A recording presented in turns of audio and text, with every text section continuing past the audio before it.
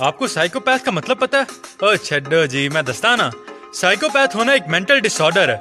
ये या तो जेनेटिक होता है या आपके माहौल पे डिपेंड करता है। साइकोपैथ होने के साइन में नंबर 1, साइकोपैथ को इमोशन फील नहीं होते, लेकिन वो इमोशंस दिखा सकते हैं। नंबर 2, साइकोपैथ नार्सिसिस्टिक होते हैं, उन्हें लगता है वो दुनिया में सबसे ऊपर है।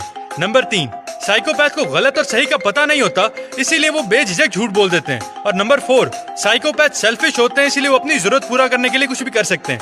फिल्मों के साइकोपैथ कुछ इस तरह के होते हैं, वो मैं सारियानु मार दूंगा सारियानु, लेकिन रियल लाइफ में नॉर्मल नजर आते हैं। हर साइकोपैथ किलर नहीं होता, लेकिन अक्सर किलर साइकोपैथ हो सकते हैं।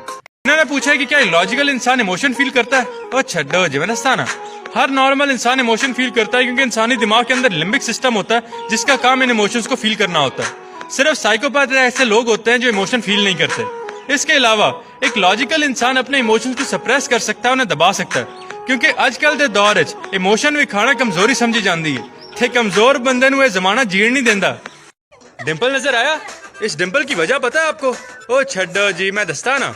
हमारी गाल के अंदर एक मसल होता है जिसका नाम है ज़ाइगोमैटिकस मेजर। अगर ये एक सिंगल मसल हो तो आपकी गाल पे डिंपल नहीं पड़ते, लेकिन अगर ये बाइफिड हो यानी इसके 2 हिस्से हो तो मुस्कुराने पे आपकी गाल पे डिंपल नजर आते हैं। इन्होंने कहा है कि मैं क्यूट हूँ, इसलिए इनका दिल करता है कि ये मुझे गुदगुदी करें।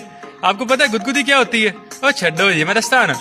जब भी कोई दूसरा इंसान आपके सेंसिटिव एरियाज पे टच करता है, जैसे आपकी गर्दन, आपकी आर्म पेट, आपकी बेली की साइड या आपकी जो पाँव की सोल होती है, तो उससे ढेर सारे सेंसिटिव सिग्नल्स आपके दिमाग में जा रहे होते हैं और आपके मसल्स की इनवॉलंटरी कॉन्ट्रैक्शन हो रही होती है, और उसकी वजह से आपको वो गुदगुदी की मजे वाली फीलिंग आती है। और मैं एक बात पहले बता दूं, मेरे नाल एहो जी टीटो पार्टियां नहीं लानियां। आपको पता है हमारे मुल्क का सबसे बड़ा फ्लॉ क्या है? ओ छड्डो जी, मैं दस्ताना। हमारे मुल्क का सबसे बड़ा फ्लॉ यह है कि यहाँ पे कोई इंसान अपनी गलती नहीं मानता। मेरे गांव के अंदर 4 तालाब थे गंदे पानी की निकासी के लिए, लेकिन छोटे तबकों ने इन तालाबों को भर के इसके ऊपर मौजूद जमीन पे कब्जा कर लिया। अब जब भी बारिश आती है तो सारा गंदा पानी हमारी सड़कों पे खड़ा हो जाता है और लोगों की जिंदगी अजाब कर देता है। लेकिन अभी भी कोई इंसान अपनी गलती नहीं मानेगा, ते गाला फिर भी हुकूमत को पैणियां ने। मुझे लगता है टिकटॉकर्स को ये नहीं पता कि इंसान को डेड डिक्लेयर कब करते हैं। और छड्डो जी, मैं दस्ताना। इंसान को डेड डिक्लेयर करने के लिए 3 क्राइटेरिया होते हैं। सबसे पहले सर्कुलेशन का रुकना, फिर है सांस का रुकना, और फिर है दिमाग की एक्टिविटी का रुकना। सर्कुलेशन के रुकने को चेक करने के लिए हम पल्स चेक करते हैं। इसके अलावा 6 घंटे की फ्लैट ईसीजी होनी चाहिए। अगर ईसीजी फ्लैट रहे, इट मींस दिल ने काम करना छोड़ दिए। सांस को चेक करने के लिए मिरर टेस्ट करते हैं। एक छोटा सा मिरर आपके नाक के पास रखते हैं, अगर उसमें धुंध आ जाए इट मींस सांस चल रही है, अदरवाइज सांस रुक चुकी है।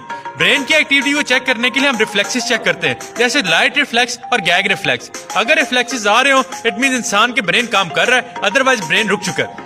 अब ये 3 क्राइटेरिया जब फुलफिल हो जाते हैं तो फिर इंसान को डेड डिक्लेयर किया जाता है। और जो भी लोग ये मरने के ड्रामे कर रहे हैं उनके लिए एक छोटा सा मैसेज, ए ठीटो पार्टियां लाड़ियां बंद कर दो।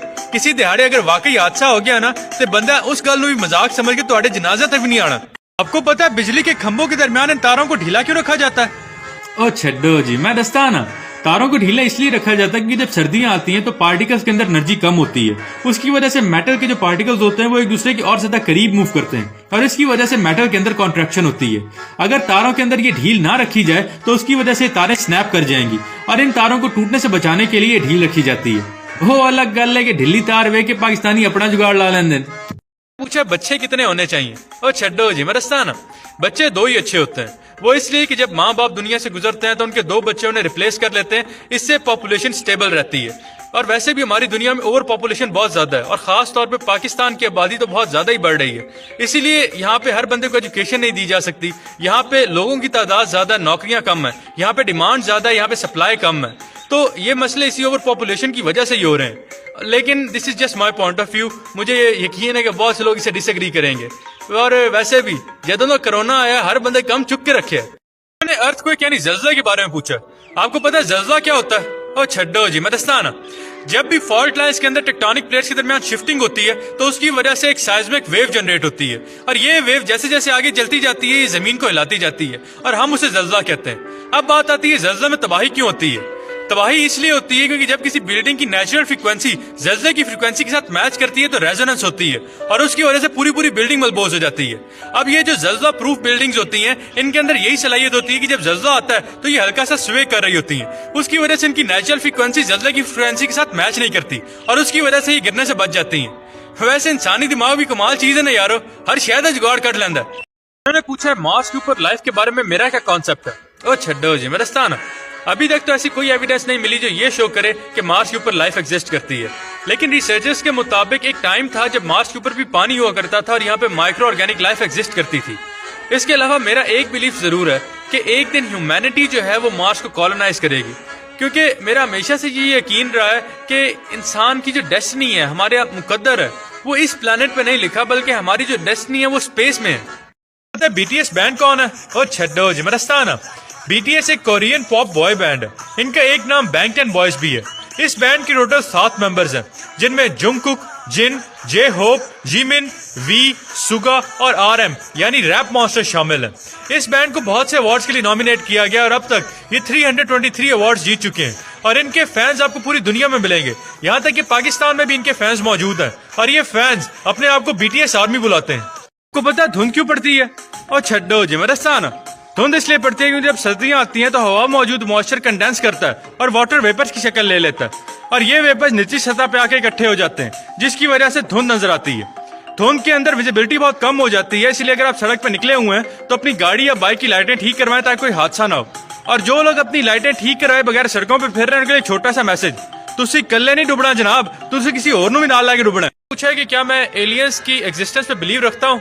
और छड्डो जबरदस्तान, बिल्कुल मैं बिलीव करता हूँ कि एलियन एग्जिस्ट करते हैं, क्योंकि एलियन का मतलब ये नहीं है कि वो जो फिल्मों में होता है कि एलियन दूसरी दुनिया से आके हम पे हमला कर रहे हैं और फॉर सम रीजन वो हमेशा अमेरिका पे ही हमला करते हैं, बाकी दुनिया शायद में नजर नहीं आती।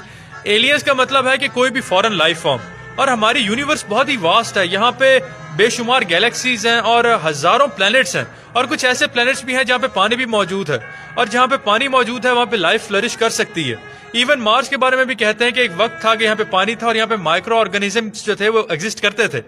अब जरूरी नहीं है कि जो लाइफ स्पेस में एग्जिस्ट करती होगी वो इंटेलिजेंट होगी, हो सकता है वो अनइंटेलिजेंट हो सकता है वो माइक्रो ऑर्गेनिजम्स हो, लेकिन आई बिलीव के पूरी स्पेस में किसी डिफरेंट प्लैनेट पे लाइफ जरूर एग्जिस्ट करती है।